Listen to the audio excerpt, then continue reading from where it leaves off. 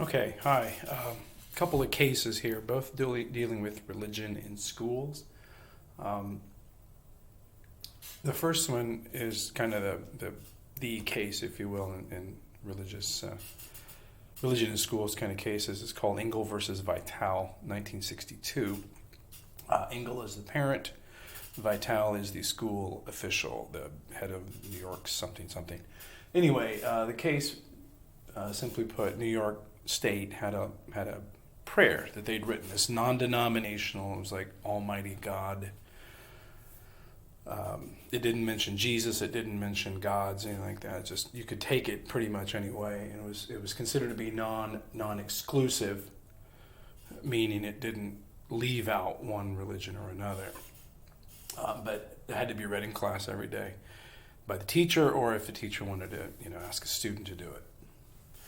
Well, the problem was the parents, who in this case were non-practicing Jews, meaning they're Jewish by ethnicity but not by religion, believed that this was a violation of the Establishment Clause, which says that government cannot officially sanction or endorse religion.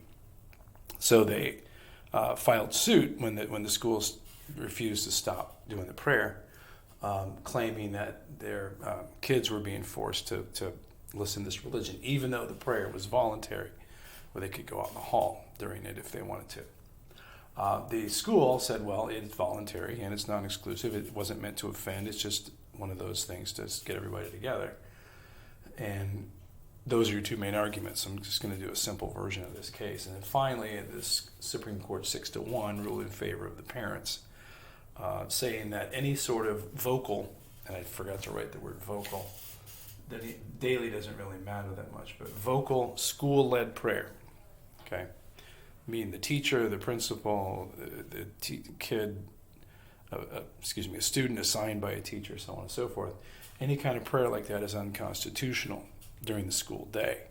It didn't really address things like athletic teams and choir programs and stuff like that we'll talk about in class, or we already did talk about in class, depending on who you are.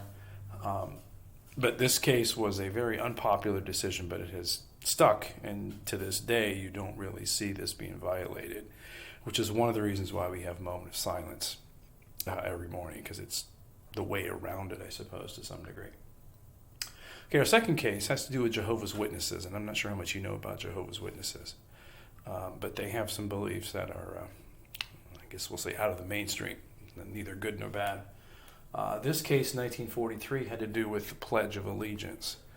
The state of West Virginia had a rule, or law, whatever, that said you had to salute the flag, meaning stand for the pledge, stand for the national anthem, and so on and so forth.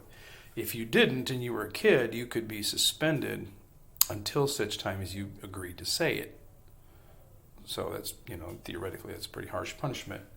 Barnette, who's Jehovah's Witness, claims that this forces the Jehovah's Witness children, to practice what they call idolatry, which is idol worship. If you think about idols, like to them a crucifix or a flag,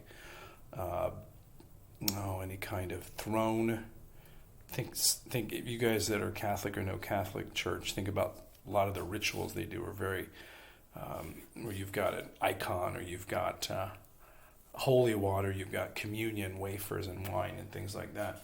All of those are forms of idolatry to a Jehovah's Witness. So forcing them to salute the flag, to them, is forcing them to practice idolatry. So we go to court, we see what the position's obvious. Well, it should be, because America, patriotism, and so on.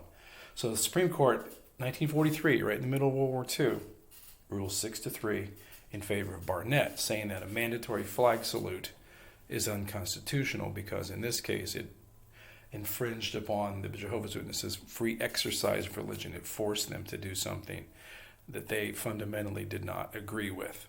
So they won that case, and to this day, not that I'm encouraging you to do anything, but you are free to refuse to salute the flag. Think about the NFL guys doing the kneeling during the national anthem and all that stuff. I mean, this all theoretically comes to some degree from this case. Okay, so those two big ones. Next time we'll talk about two other cases involving student speech.